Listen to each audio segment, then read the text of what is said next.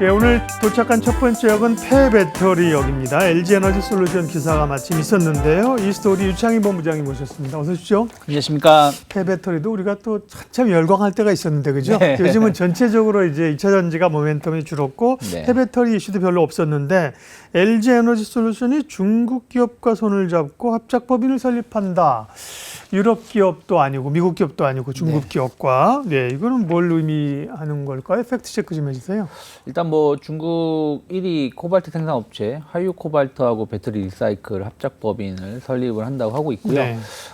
배터리 생산 과정에서 발생하는 이제 폐기물 스크랩은 이제 불량품이라 보시면 될 것 같아요. 네. 불량품을 이제 재활용하는 부분들이고 이제 차후에 수거된 폐배터리에서 핵심 원재료 니켈하고 코발트, 리튬 등을 추출하겠다는 것이거든요. 그래서 올해 공장을 설립을 하고 내년부터 본격 가동을 하겠다는 것인데 중국하고 손잡은 거는 이제 중국 공장에 들어가는 제품의 이 폐배터리를 좀 재활용해서 활용하겠다라는 의지가 아닌가 생각하고 있습니다. 중국이 어쨌든 지금 전기차 시장 가장 큰 그렇죠. 규모를 많이 차지하고 깔렸으니까 있고, 그죠? 네. 폐배터리도 그만큼 나오겠죠. 네, 이제. 나올 수 있기 때문에 거기에 대해서 미리 좀 시장을 조금 선점하려고 하고 있는 노력이 아닐까 판단하고 있습니다. 네. 그리고 이제 미국에서 배터리 만들 때는 뭐 중국 거 못 쓰게 하고 그러지만 사실 뭐 폐배터리 하는 것까지는 지금 뭐라고 안 하니까 그죠? 네, 당장은 뭐 네. 일단 폐배터리를 폐배터리에서 나오는 제품 자원은 뭐 어느 국적이 따로 없는 거니까 네. 거기에 대한 규제는 없다라고 보시면 될 것 같습니다. 예. 그리고 이제 전구체도 중국 업체들과 한국 업체들이 한국의 합작법인 세우고 만들려고 열심히 하는 거고요. 폐배터리는 그러니까요. 향후에는 이제 환경 문제 때문에 할 수 없이 가야 되는 길인데, 근데 아직은 이제 전기차가 이제 폐차 처분되는 게 많지 않기 때문에 그렇죠. 아직은 이제 초기 단계인데 국가별로 보면 이제 EU 쪽에서 이게 굉장히 열심히 네, 하고요. 최근에. 국가별 기업별로 이쪽에서 좀 열심인 쪽은 어딘가요? 일단은 뭐 거의 이제 중국 쪽에서도 상당히 좀 심혈을 기울이고 있고요. 네. 뭐 우리나라도 이쪽에 대해서 관심이 많은데 일단 폐배터리 시장 자체는 지금은 그렇게 크진 않아요. 지금 한 7천억 정도 네. 규모로 파악이 되고 있고 2030년 되면은 한 12조 대 혹은 최소 12조 뭐 이게 데이터마다 다르긴 한데 뭐 어떤 곳은 뭐 60조 이상 평가를 하는 데도 있고요.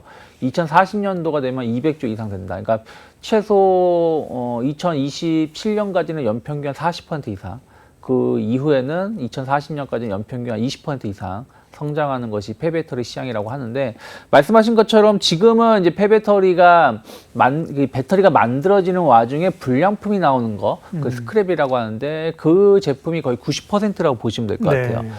하지만 이제 보통 이제 우리가 이제 리튬 이온 배터리 같은 경우가 1000번 정도 충전과 사용을 하게 되면 효율성이 80%가 떨어진다고 합니다. 예.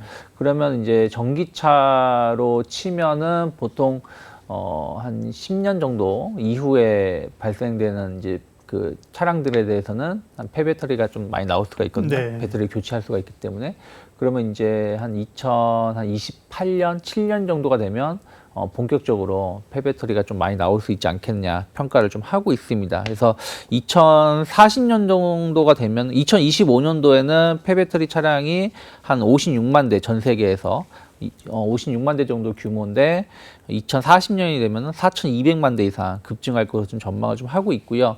그래서 이제 이 폐배터리 시장에 대해서 우리나라 기업들 같은 경우는 포스코홀딩스 같은 경우 최근에 폴란드 부젝돌리시에 2차 전지 재활용 공장을 만들었고요. 아, 이거 홀딩스도 안 하는 거 없군요. 네, 다 그리고, 하네요, 진짜. 네, 예. 그리고 GS 에너지랑 같이 2차 전지 재활용 합작법인 포스코 GS 에코 머티리얼즈를 출범을 좀 준비하고 있고요.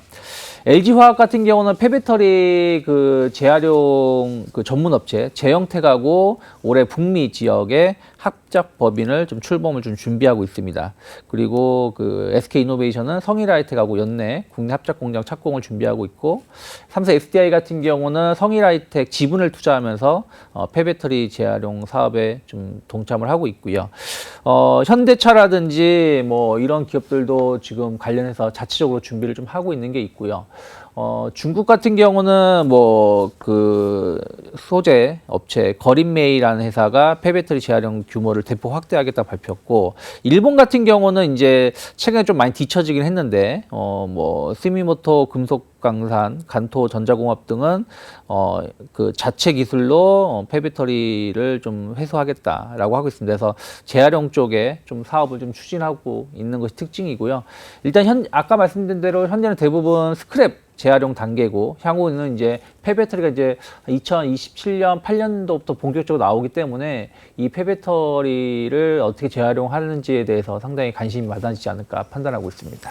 특별히 성장주들은 정부 정책이 어떻게 하느냐가 굉장히 중요하거든요. 네. 사실 업체들 입장에서야 폐배터리가 와서 뜯어가지고 고생하고 뭐 하는 것보다 원재료 사다 만드는 게 훨씬 좋죠. 네. 근데 정책적으로 그렇게 하라고 이제 점차 강요가 되니까 유럽 네. 같은 경우 기본적으로 폐배터리를 사용해야만 배터리를 만들도록 하겠다는 거 아니에요. 그래서 이제 정책이 중요한데, 뭐 글로벌 그리고 국내에서 관련된 정책은 주목할 건 어떤 겁니까? 일단 제일 적극적인 국가 지역은 유럽이라고 보시면 될 것 그렇죠. 같아요. 유럽은 이미 이제 EU 배터리법 8월에 이제 발효를 이제 시작을 했는데, 일단은 뭐 생산부터 재활용까지 배터리 전 주기를 좀 규제를 하려고 하고 있습니다. 그래서 배터리 기업들이 탄소 발자국 신고를 해야 되고, 폐 휴대폰 같은 경우는 배터리를 수거를 해야 되고요.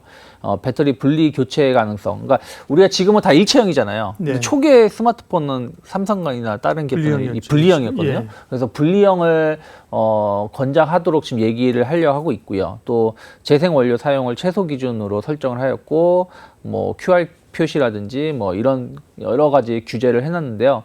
일단 휴대용 그 스마트폰 같은 휴대용 배터리 같은 경우는 2023년 올해 같은 경우는 45% 재활용 목표 가이드라인을 정해놨고, 2027년에는 63%까지 구체적인 수거 목표치를 설정해 놓은 상황이고요. 2027년까지 배터리에 들어가는 핵심 원자재 중에서 코발트는 90%, 리튬은 50% 이상을 회수를 해야 된다라고 지금 말을 좀 하고 있습니다. 그러니까 한마디로 EU 쪽에서 이렇게 강하게 규제를 하는 것 중에 하나는 환경 규제도 있습니다만은, EU가 이 배터리 쪽은 어떻게 보면 좀 약하거든요. 약하다 보니까 자국 산업을 좀 보호하기 위해서 조금 진입 장벽을 좀 막기 위한 발판이다라고 해석을 하는 경우도 있습니다. 우리나라 같은 경우는 이제 그 배터리의 재생 원료 의무적으로 사용하는 최소 기준을 좀 마련하려 하고 있고, 그 얼마 2021년까지만 하더라도 전기차를 구매를 하게 되면 차량을 등록을 하잖아요. 그러면 이제 만약 전기차를 폐차할 때 이 폐배터리를 차량 등록지에다 신고지에다가 이 반납을 해야 되는 그 그런 네. 상황이었는데, 지금 이 법안이 폐지가 됐습니다. 그래가지고 전국에서 폐배터리를 수거해서 언제 어디서든 재활용할 수 있는 기준을 좀 완화시켰고요. 그리고 이제 그 배터리 전기차하고 그 별도로 등록 관리를 하게끔 했고, 무엇보다 좀 큰 것은 기존에 이제 재활용하기 위해서, 왜냐면 이제 이 배터리 같은 경우 또 이게 이 폐기물 같은 경우는 보관하는데도 이 오염 그 그렇죠. 비용, 관리 비용이 예. 많이 들어가거든요. 왜냐면은 뭐 예를 들어서 뭐 이 고철 같은 경우는 야외에다가 방치해 놓는데 비가 오게 되면은 녹물 같은 게 나올 수 있으니까요. 그래가지고 이 배터리 관련해서는 이 재활용 보관 용량을 30일로 규제를 해놨었는데, 이것을 최근에는 한 180일까지 늘려주면서 아무래도 업체들이 재활용을 좀 하는 부분들에 대해서 사업을 하는데 좀 완화시켜주는 부분으로 계속 좀 법이 바뀌고 있지 않나 판단하고 있습니다. LG 에너지솔루션은 오늘 이제 이 합작 공장 설립한다는 뉴스가 있었는데 주가 2% 올랐습니다. 네. 이제 무겁고 LG엔솔이 이것만 하는 게 아니니까. 그쵸. 성일하이텍이나 세비캠이 이 뉴스 나왔다면 이건 한 15% 오를 거 아닙니까? 네. 그래서 자, 그럼 이제 어쨌든 간에 2차 전지가 전반적으로 숨가쁘게 한쪽으로만 달려가던 게 좀 정상화, 네. 예, 쿨다운 되고 있다. 그럼 폐배터리는 사실 이슈가 되는데요. 폐배터리 전략, 그 다음에 관심주 알려주세요. 뭐 엄밀히 따지면 지금 폐배터리 관련된 종목들이 다 비슷합니다. 네. 지난 연초나 작년에 많이 오르고 나서 이렇다 할 반등을 좀 보이지 못하면서 저점 부근에서 지지력을 확인하고 있기 때문에 뭐 세비캠이나 성일하이텍이나 다 비슷한데, 어쨌든 이제 저는 한 8월 달까지는 증시가 좀 힘들 수 있고, 9월부터 혹은 9월 중순이나 10월부터는 증시가 다시 힘을 내면 또 2차 전지도 같이 힘을 낼 수 있다 생각을 좀 하고 있어요. 그러면서 그러면 본다라면 지난 상반기에 주도했었던 섹터도 좋을 수 있겠지만 상반기에 주도하지 못했던 섹터가 힘을 받는다라면 네. 또 폐배터리 관련해서 뭐 성일하이텍 같은 기업들은 충분히 제한된 반등 보여줄 수 있지 않을까. 다만 전체적인 뷰는 아직까지는 좀 보수적으로 봐야 되지 않을까 판단하고 있습니다. 네네. 성일 하이텍 혼자만 지금 갈 수는 없는 거죠. 네. 그렇죠. 이제 2차 전지의 분위기가 좀 무르익어야 네. 갈 수 있는 기조라는 말씀을 하신 거고, 폐배터리 관련주 가운데서는 관심 종목 탑픽을 성일 하이텍으로 네. 주셨습니다. 폐배터리 얘기했고요. 유창희 본부장님과 다음 내용으로 이동하겠습니다. 이로운 경제 채널 EBC